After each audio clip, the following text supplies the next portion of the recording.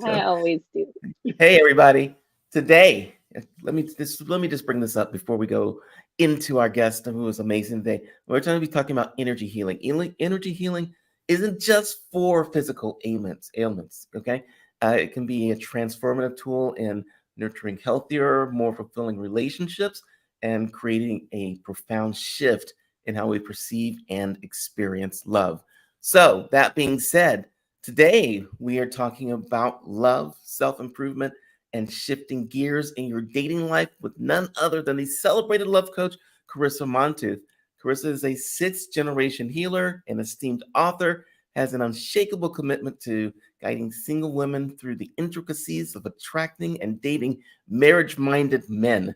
I love that. She's been featured as a top 10 love coach by Yahoo Finance, and Carissa wields her an advanced degree in psychology and counseling to help her clients heal subconscious blocks, pinpoint blind spots in love, and navigate the dating world with poise and self assurance. Whether you're healing after a breakup, navigating dating over 40, or seeking to manifest love in your life, Carissa's expertise is truly transformative. I am ready to have an awesome discussion. Ladies and gentlemen, here we go.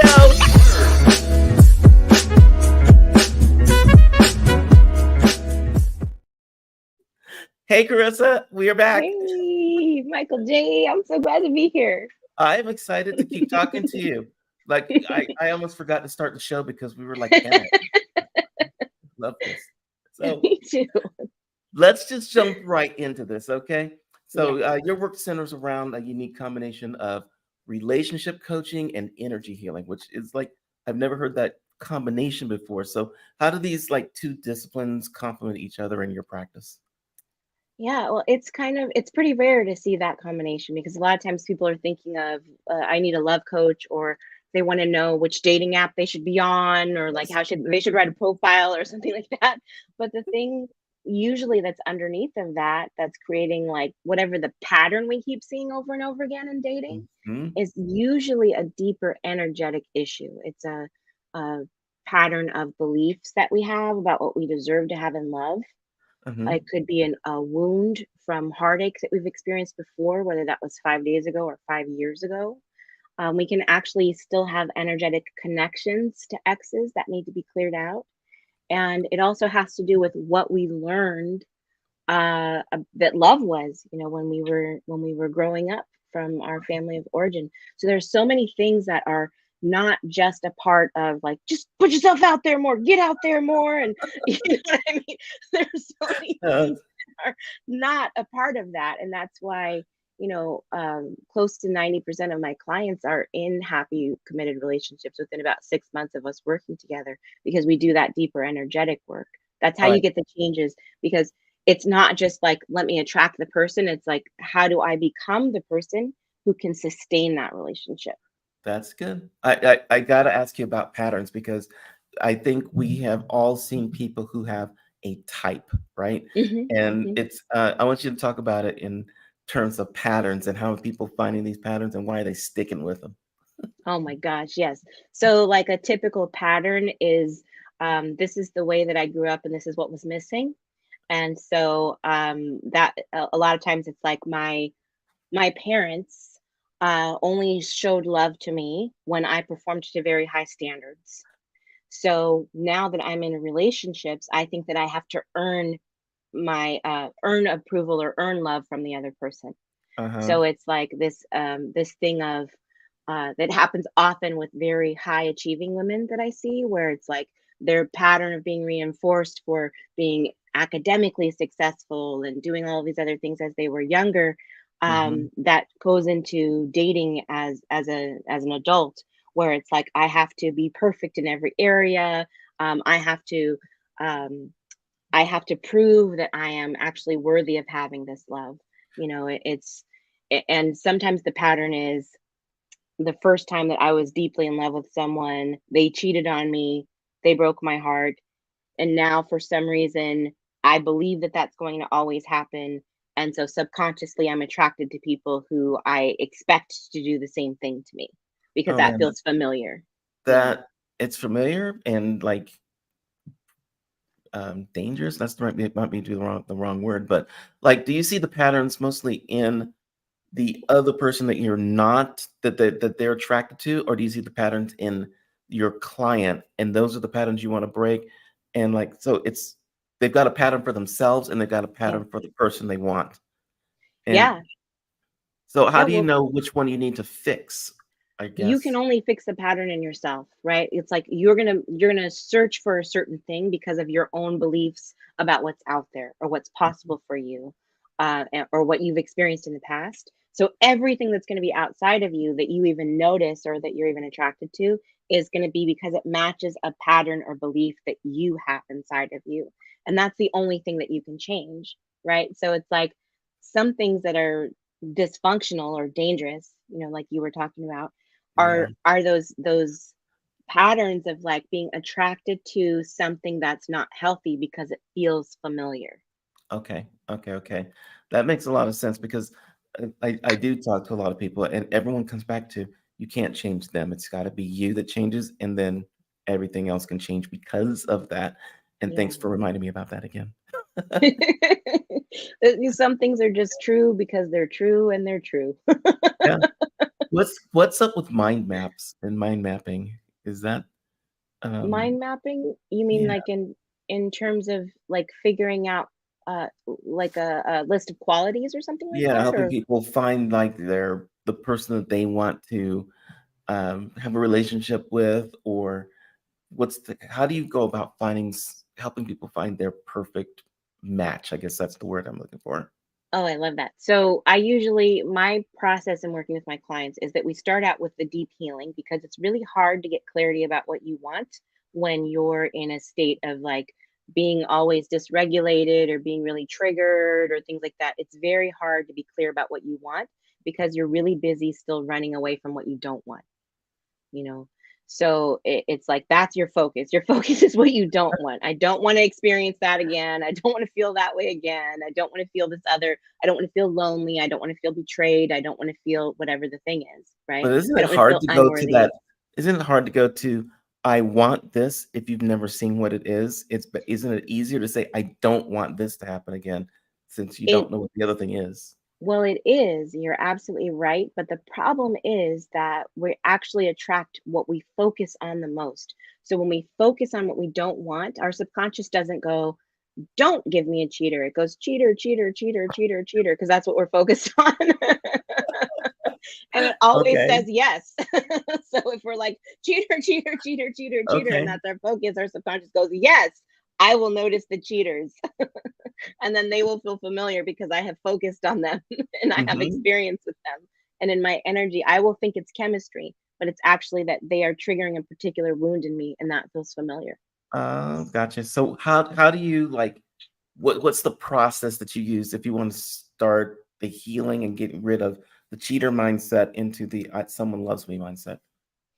Well, what I do is I have to get a history really of that person. I have questions that I'm asking them. I want to understand what their family of origin was like, what were mom and dad like, because they were your number one and number two. You Mhm. know, I want to understand what your earlier relationships were like. What was your first relationship like? What was the relationship that had the biggest impact on you, positive and negative? Those kinds of things. Is there an ex that you still are constantly thinking about? And what is it that you wish had happened differently in that relationship? Because all of those questions will show a pattern. And then I can get down to what is the belief that is making that pattern happen over and over again. Gotcha. Sometimes the belief is no matter what happens, I will be abandoned. You Yep. know, And sometimes, I get that, and I totally understand that, and it's one of the things I talk about myself with my friends and people around me is, like, getting away from that influence, whether it's those old friends or, in your old job or something like that. Is it the same with, I guess, for relationships and things? well, it can be. Yeah, we definitely have friends who are a negative influence on our love life because they'll say things like, "Well, you're not getting any younger," or they'll say things like, you know, I know I've had some clients who've had friends that said things like, "Well, what are you waiting on? Some new type of man or something like that?" And Right? yeah, people say things like that to you, and they think that they're helping you, be realistic to protect you from disappointment, but they're really just sharing their limited beliefs with you. And those Hmm. are infectious because you think, well, if my friends think that that's true, maybe that is true, and it becomes really hard for you to start thinking that there's something different for you than what they've always experienced. I mean, talk about that because that is so powerful. I've heard the statement, you are the, culmination of your five closest friends around you or the people around you, right? So Yeah. nobody's going to just drop them, right? Well, no, we have to be good at I call it deciding who gets to have a vote on your mental council. Okay. So, like, you can have a lot of people. You have to be choosy about who's on your mental council, but even all those people don't get to have a vote, Mm-mm. right?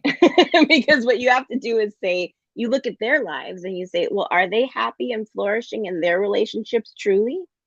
Do they have the kind of relationship I would want Hmm. for myself? Because if so, they get a vote. They can tell you something and you can listen to that. If Okay. not, you don't really need to take that, with the you can really take that with a grain of salt. You don't have to take what they're saying mostly to heart. You can understand that they have a good intention in sharing it, but really they're sharing it from limited beliefs because they can't even create it in their own lives. So how could they help you create it in your life? Yeah. Talk about It's the same thing self-care. with like business and stuff like that. People talk about like, I'm going to help you make six figures, and they've never done that. Well, let's pump the Yeah. brakes on that. There are a lot of gurus online talking that noise, right? Yeah. I'll help you get 1 million internet followers. I've got And they've three. got, yeah, four. Yeah. Oh my gosh. So, and I like the term self-care, and I've been hearing that, loving that, believing it now for a long time, but I ask about it. So talk about Yeah.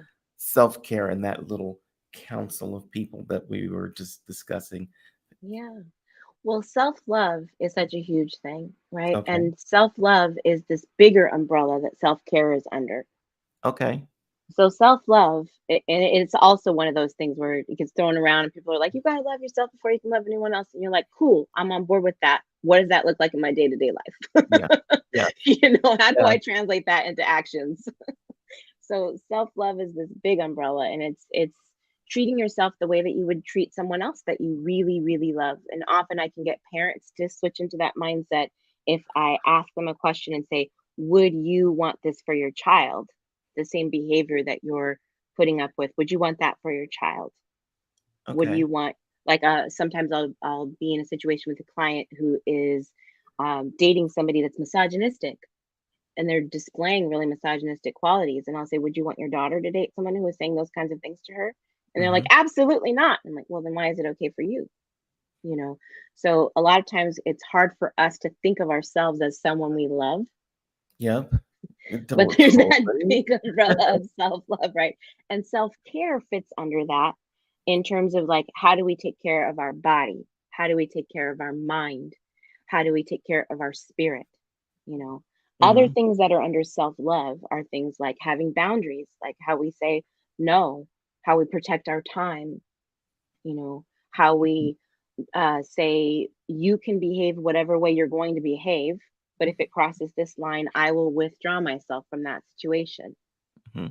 You know, So you want people to like make different choices than is what they have to do. Is that right? They've got to choose differently. they have to choose differently because they have to make themselves the most important person in their life. And a lot of times it's hard for us to do that. But it's definitely necessary for love because we don't make love happen, we make it welcome. I And love so that. we have to take care of our own energy first. We have to be in an energy where we are actually emotionally healthy and able to receive. And where Yeah. our energy is so precious, you know, and we have to Yeah. tend to it. What's the biggest challenge you see that people have when they want to try and choose differently? Is it their environment? Is it their thoughts? Is it what is it that makes it difficult to choose something that's different? It's usually their thoughts. We self sabotage really often. We say, we look at the space between where we are right now and where we want to be, and we Yes. exaggerate how big that is. And we're like, it's going to take forever and I'm never going to get there. Instead of looking at where we are and where we came from and going, look how far I've come. I'm amazing. Look at what I did. that's incredible. Look how much I've grown. Like, look, I'm capable of so much. Instead of looking at that, and really focusing on that and letting that momentum help us move forward, we get really fixated on how far away we think the change is. We get fixated on how far away we think that life that we want to have is, or the person that we want to be is. We just think it's really far away from us, and it's never as far away as we think it is. Wow. It's always a thing of staying the momentum that we create by saying, "I'm amazing, look what I've done," Uh-huh. actually helps to move us forward much more easily. Oh, Like, we can change and love ourselves to the change. We don't have to change because we think we're terrible the way we are, you know. that's a good one. I like that. What have you found is the most, like, I don't know, challenging thing for people to change? Like, you've talked to 100,000, however many people, and you like this one comes up a lot. Like, what is it? I think it's probably the idea that I am going to make a change inside of myself that's going to have Mhm. such a huge impact on what I actually see around me. People think that it's the other way around.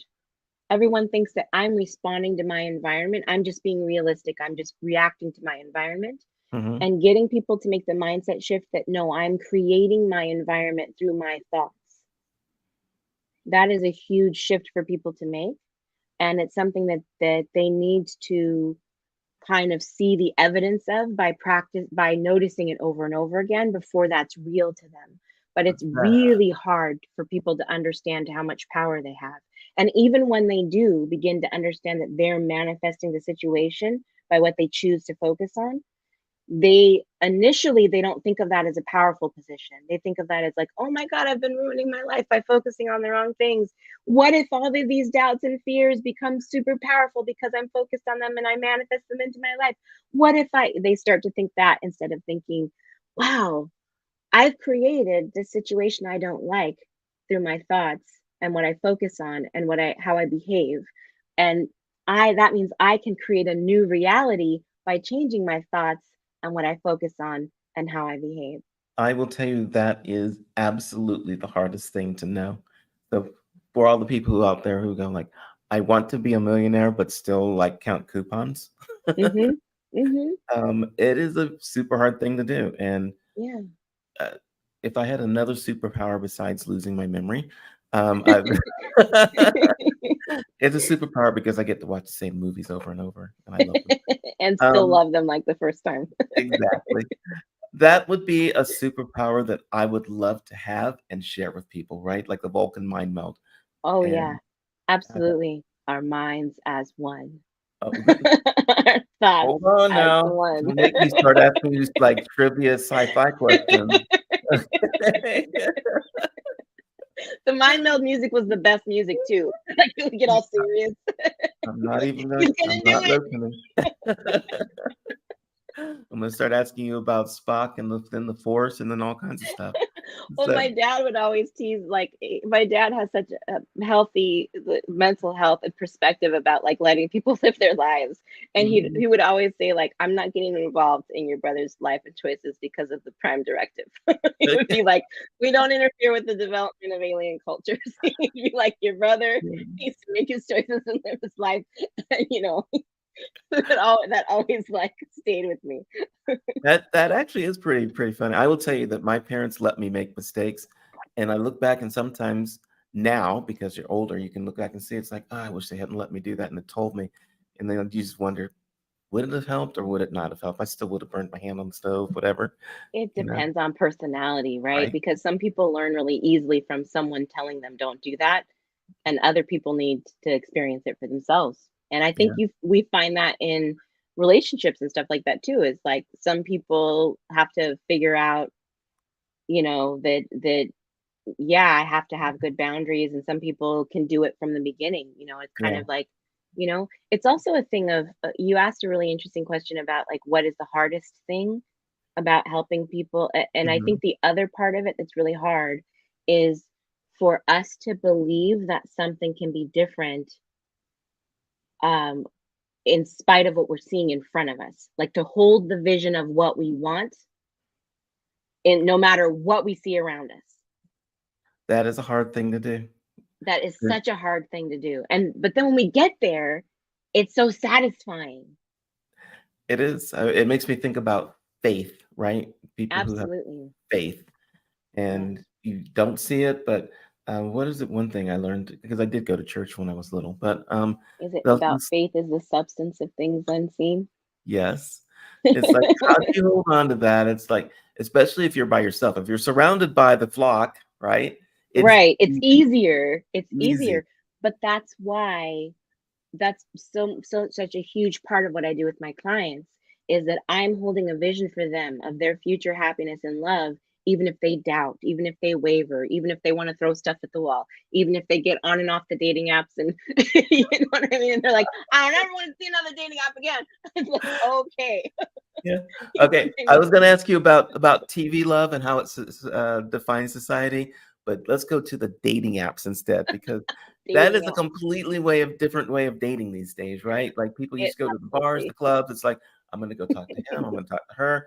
I'm going to ask them to Mhm. dance, get shot down. Now it's like swipe left, swipe right. Don't like them. Maybe I'll talk to them. Tell me about that experience. Oh my gosh. Well, part of it kind of depends. People always want to know, like, is there a way to date online that's actually like successful or efficient or won't drive me crazy or something like that. And the thing is, like, I would say that from my experience, 90% of my clients don't go online because there's three ways that love comes into their life and they don't end up needing to go online. But for the ones who are going online, it feels like the Wild West. And often it's like they were coupled up in their 20s, maybe in 30s, and now they're going back out there. And in Hmm. their 40s, it's like, what is the world right now? Like, I have to go on. This is how you meet people. I have to do this. Do I have to do this? And it it does kind of contribute to when people are online, they have a sense of anonymity and they'll do things or say things that they wouldn't do in person. Hmm. People's empathy goes down, their compassion goes down because they don't really think of the other person as a real person. So you see a lot more like ghosting types of behaviors and a lot more of those kinds of things. And you also see a lot more, what's the right word for this? Unrequested intimate photography. Okay, okay, there's a good one. Unsolicited I don't intimate. understand that one. Yeah. Yeah, where it's like, I did not ask you for this, sir. Thank you. No. you know you see a lot more of that where you're just like, "Hmm, yeah, that's not what how you want to lead." That's not how most people No. are wired. you know It's um interesting, right? Because it's like driving, like there's some anonymity to driving where you can just like pull up and oh cut yeah, someone off. And people feel like that online. Whereas yeah, in real life, it's like, yeah, bro's not going to jump in front of me right now. yeah, yeah. In real life, there are, just because of basic human decency and manners, there are Hmm. certain things people wouldn't do that they're willing to do online with dating. What someone I was talking to recently told me that a man she was talking to on a dating app told her that he felt like being on the dating apps was like he was swimming in a menopausal sea. And Okay. I was just like, Swipe away. Swipe. what?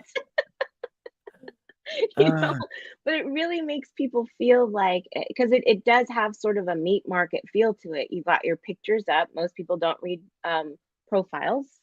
mhm, When I was online, I would have pictures and I would have something in my profile that said, like, tell me the name of your favorite whatever.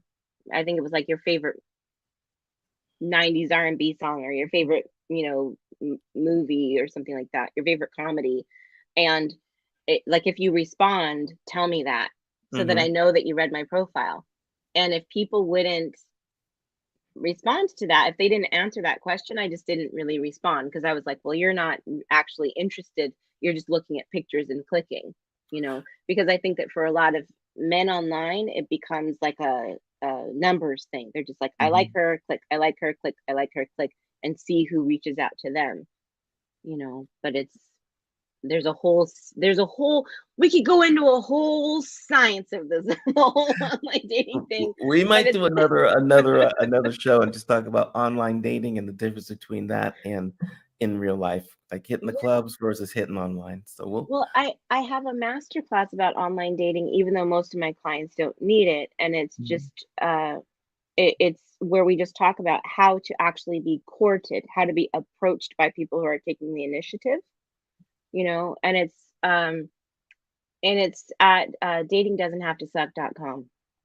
Okay. So, So, yeah, people, it's not, online dating isn't necessary, but if you're going to do it, there are certain people who do it and they can bring an energy to it that is optimistic and like it's just fun and lighthearted because they're not thinking of it like I'm looking for a relationship. They're thinking of it like I'm just looking to get to know someone so that we can spend time together doing things I think are fun. And that's the only mentality that's helpful on a dating app. If you're going onto a dating app going, I'm going to find my future partner and this is going to be a part-time job for me to do this, that's not frankly that's not really the really great energy to go into in real life dating experiences either. Is like I've got to find this person and they've got to be the person and they're going to sit down and it's going to be like a job interview that they didn't know they were applying for. It's like that's not that's not the business. That's not what it is. why do you think people just this is it goes along with what we're saying, but why do you think people date and get married anyway? Whether it's real life or online dating, just we've got a species called humans. Why is it that everyone thinks I got to find somebody? Well, I think the vast majority of people feel that way, and I think that there are some people that don't. Some people who are aromantic or who are asexual are Mhm. not as motivated by that, but I think that everybody is motivated by companionship, and we're literally wired for touch, babies in orphanages will die if they're not touched. It's called failure to thrive syndrome, and we're just that's how we're wired as human beings is for touch, for connection, for companionship. We have a capacity for language that's a uniquely human thing so we can communicate with each other.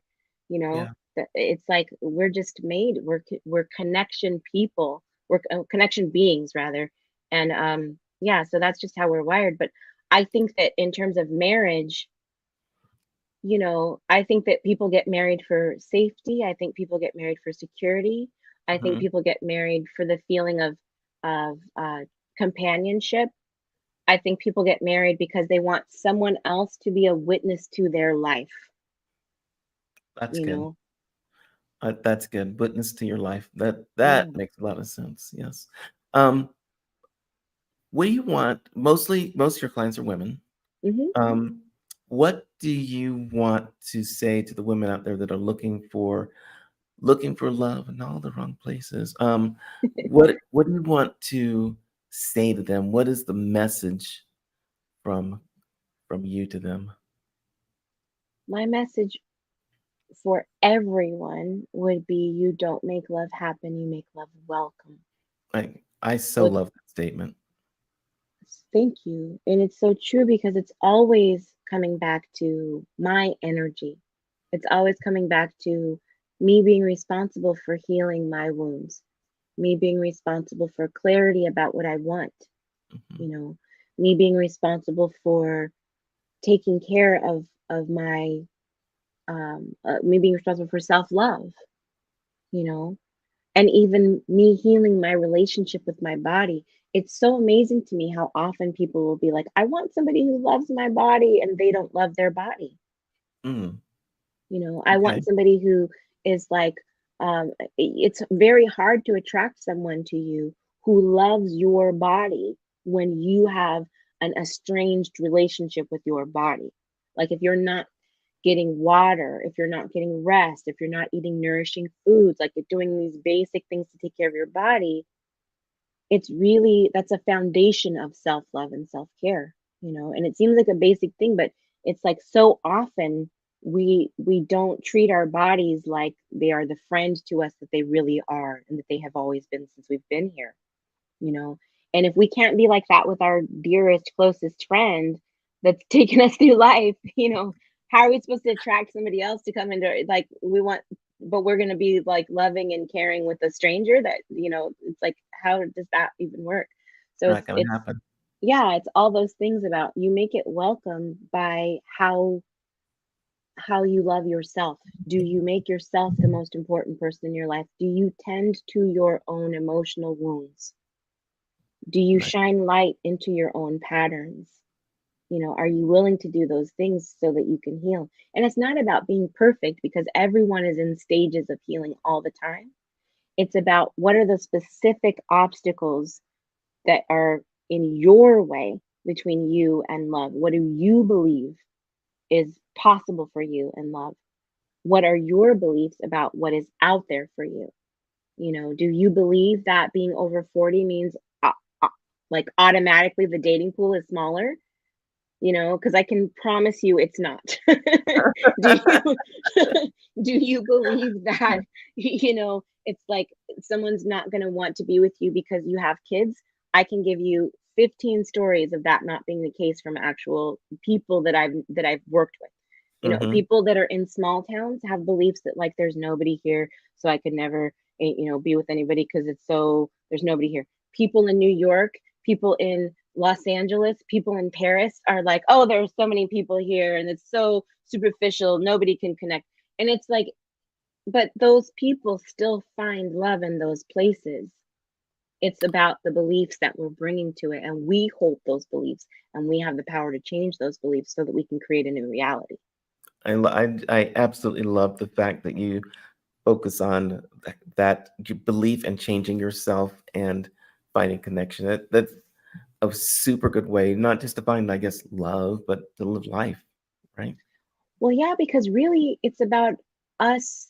It's our relationship with ourselves. It's us loving ourselves and realizing that what we came here for is love. Hmm. We came here to be expressions of love. And we want to create a life that feels really luscious and amazing and pleasurable and fun, and then invite somebody into it with us to like be part of the journey with us. Nice. They're not the destination, but they can come with us. Oh man, thank you for that. I want to play a little game with you. I didn't mention this Sure. before, but we're going to play a game called This or That. I'm going Okay. to ask you a question. I'm going to give you two choices. You can choose one or the other, but not neither or both. Are you up for it? Yes. Now, I'm going to start. The questions are going to start off pretty easy, and they'll just get maybe a little harder and harder and harder as we go. Maybe we'll get philosophical.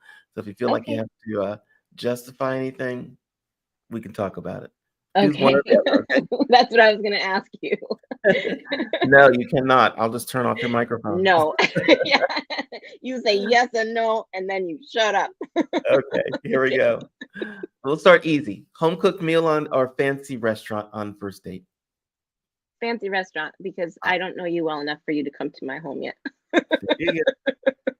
How about morning meditation or evening meditation? Morning meditation because if I do it in the evening, I'll fall asleep. There we go. I fall asleep anyway. So, self self help books or motivational podcasts. Motivational podcasts because I'm busy. Yes, I love motivational podcasts. How about romantic movies or adventure dates? Romantic movies, I'm not about. My daughter calls me her indoor parent, so yeah, I'm not an adventure type of person generally. What's your favorite romantic movie, by the way? Oh my gosh. So many. Right now, I like Something New with Sanaa Lathan. Okay. That's been one of my favorites for a while. When Harry Met Sally's been one of my favorites for like 20 years. Yep. Um, oh my gosh. Can you throw the Notebook in there or not? No, I haven't seen The Notebook. It's a good movie. Is To it? I'll tell have the to check truth, it out. I would actually throw Princess Bride into the Oh, romantic Princess movie. Bride is such a good movie. It's such a great movie. I never think of it as specifically a love story though, because Right? it's such an adventure and but yeah, absolutely. Yep, it's a love story. Oh my God. Let's go a little deeper. How about comfortable silence or nonstop conversation? Well, when I'm first connecting with someone, it's always the nonstop conversation. But because I'm an introvert, I need to recharge with silence. So, Yes. yeah. Love at first sight or love that grows over time? I've had both. I think the love at first sight is the most electric. Mhm. It is. It's probably the scariest, but it probably is also in some ways the most exciting because of that. Mhm. How about break a pattern or accept it as it is? Oh, break a pattern if it's dysfunctional. Okay, because there's a lot of people who just are gonna ride with it and go like, I can adapt. I can adapt. What, Yeah. break a pattern in myself or in someone else? Yeah, however you interpret it. If it's a dysfunctional pattern in me, I'm gonna break it. Okay, gotcha. How about seek advice or trust intuition? Both. Okay, so I can't say both. So No, let you me think. can't say What would both I or do neither. first? What would I do first? I would trust my intuition first. Okay, That's what I would do first. okay. Being single and happy or in a relationship and compromising? Oh, single and happy. Yeah, I vote for single and happy too. Let's go a little harder. How about personal fulfillment or relationship commitment? Personal fulfillment. You can't commit to a relationship if you don't have anything to give there. Okay. Give up a dream for love or give up love for a dream. Hmm. Um, give up a dream for love or Mhm. give up love for a dream. I already Um, know which one I'm on. I I don't I think okay, so this is gonna sound weird. I think it would probably be give up love for a dream. That's my side. Yeah, because I believe, and these are sort of hard because I think that love is abundant. So my thought is, even if I gave this love up for a dream that was that dear to Mhm. my heart, there is so much love still in the world. I'm not worried that I will never be loved again, you There you know? go. Yeah. Yeah. I've got dreams. Yeah, dreams. I mean, like, how do you live without dreams? Yeah. How about risk getting hurt for love or guard yourself and possibly miss out? Risk getting hurt. See, I'm on that guard yourself and possibly miss out thing. Yeah, I would risk getting hurt because I know from past experiences that if I am bringing fear into a situation, it's probably my stuff. If they haven't given if this person in front of me hasn't given me any reason to fear. If this person in front of me has been consistent in their actions, if their words and actions match, if all of those things, and I've had time to know them and all of those things, like in the first 3 or 4 months, Mhm. it's my stuff if I'm freaking out. That's like a pretty common self-sabotaging thing. Okay. How about a love that's calm and steady or passionate and intense? See, okay, this is this is getting hard because I think you can have both. I know you can have both. Yeah, not in Um, this game. yeah. So I always start with passionate and intense, and I'm okay if it goes into calm and steady over time. Can you actually build a lifelong relationship, you think, on love? As people go like, don't get married for love, get married for stability, get married for something, but not love because love is I fleeting. think Well, no, I think that that's a limiting belief, right? It's this belief that Mhm. says love is fleeting, and that's come up because somebody has had the experience of love being fleeting. So now they believe that's what it's always going to be like for them, and they've translated that further into, and it's like that for everybody because that's just the nature of love. But Uh, if we went back and healed that belief that said love is fleeting, and instead said, I can have lasting love no matter what my experiences have been, and we connect on an energetic level so that I can actually help them heal that, Hmm. then they're not going to go forward with that belief anymore. They're going to go forward with the belief that says, I can have love that's lasting. And even if love ends, I will be okay. And there will always be more love, Nice. you know, because Okay. like that's what the truth of it actually is. So Okay. I think, but what was the question though? I'm sorry. I know I got way away from the question. We started with we'll move on to the next one. We'll move on to the next one. Okay. I And we're totally we're derailed us. still in the medium hard ones. Let's go to like we'll go a little more difficult and then we'll end it up. How about Okay. um date someone completely opposite or date someone very similar? They'd have to be more similar than not, Hmm. Yeah. especially with this political climate. Opposites are not always safe anymore because it No, means Paula that, Abdul, they are not. yeah. Oh, how about Sorry, Paula. We yeah, I love love you the though. song, but yeah, no. How about long-term singlehood with inner peace or troubled relationship with moments of joy? Long time singlehood with inner peace. I mean, there's no, anytime it's like a choice between you are happy, Yeah. you know, you are whole and well, and you are compromising for something or someone. No. Okay. How No, I about am not. no. Truth that hurts or lie that comforts in a relationship? Oh man, that's a hard one because you do need both. Um, I think truth, because if you, I think truth, but here's the thing. Okay. Whenever I'm telling someone something that's true, I always think, is this, if it's hard, if I know it's going to be hard for them to hear, I Hmm. think, is this necessary for me to tell them? Is this absolutely true? And how can I do this in a way that's the kindest way? So I don't believe in brutal honesty. Okay. Like Yeah. I believe in compassionate honesty, you know. But honesty is the foundation, because how do you trust someone who lies to you just to make you feel better? You Mm. know, how do you actually develop trust there if you stop believing what they're saying? It's like, What if that lie gives them confidence to do something that they wouldn't have done?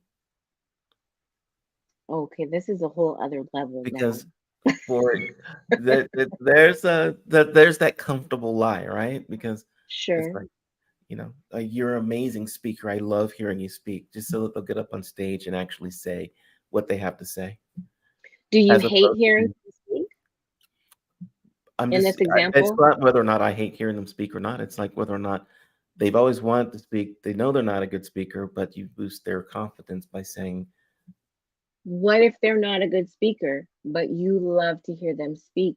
So you say, I love to hear you speak, and I think you should get up there and do that. yeah, it's that one it's a tough question, right? But I'm looking at it from the point of what do they want to do with their life? In other words, they think they're a fabulous speaker, but they're not. But they've got to get Yeah. up and speak anyway because that's the only way they're going to get better. So I think of it as you can tell them those truths in ways that you can stick to the truth in ways that are encouraging. Yes.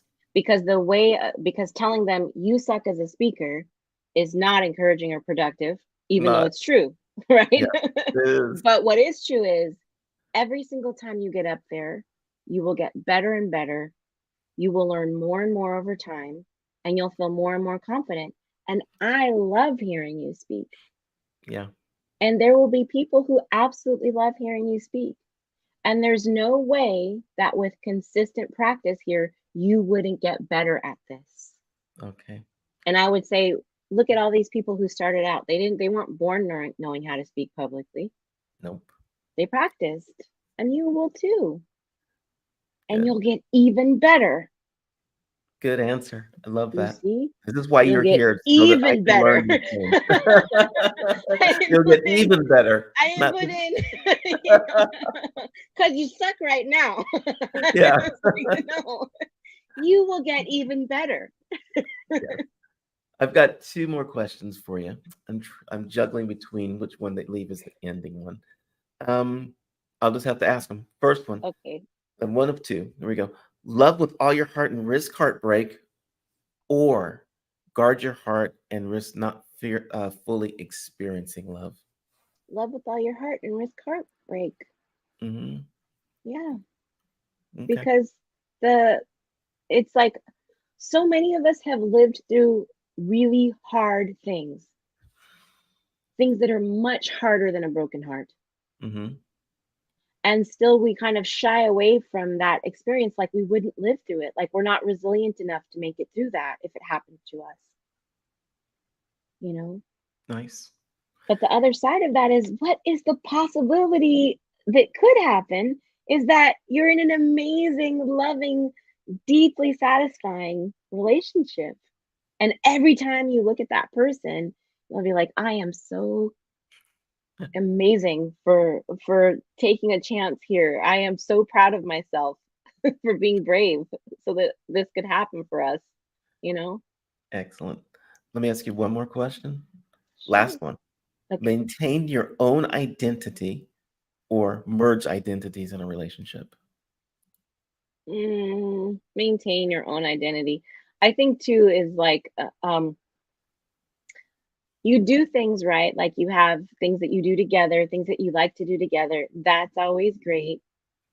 But there were reasons that you were attracted to that person and that they were attracted to you that have to do with your individuality, Mhm. right? So it's like, what did they first notice about you? What did you first notice about them? Those things. But then we get into relationships and we stop developing ourselves. We stop growing, especially if we thought of the journey as if this is a journey to be with someone. And now that I'm with someone, I can get off the path and I never have to, it's like, no, you're still on the path.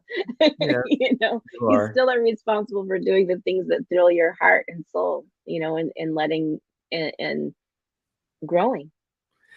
Gosh, I want to tell you that I have super enjoyed talking with you today and learning with Me you, too. and we will have to do this again. We're going to do the Spock mind meld thing, and we're going to talk about some other stuff. But I Our want other minds people too. as I want them one. to be able to get in touch with you. And we've got your website here, carisamontooth.com. So that's probably the easiest one to remember. It And you are is. also over on Instagram at Yes, you can Carissa. slide in the DMs. Yeah. And you're still on Twitter too. Instagram is at You know, Carissa Love Healer and Twitter C Montooth. Instagram is the best bet. I think Twitter is you can sort of see the writing on the wall with Twitter, so Yeah, sadly. if I only had $44 billion to spend on it. Yeah.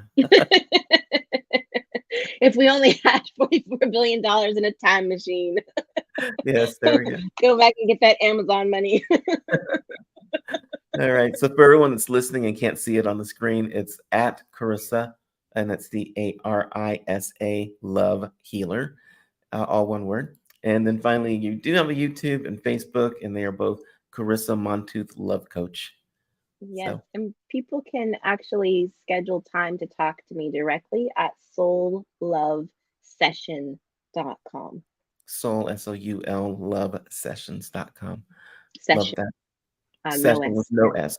You can Mhm. only do one session. There we go. One session, soul love session, singular. Awesome. I'm going to leave up your Instagram on screen so people can see it at Carissa Love Healer. And I can't wait to talk to you again. It's been fun. It has been so fun. Thank you so much for having me, Michael J. Thank you, everybody, for showing up, and we will catch you on a future episode. Good to see you. Bye, everyone.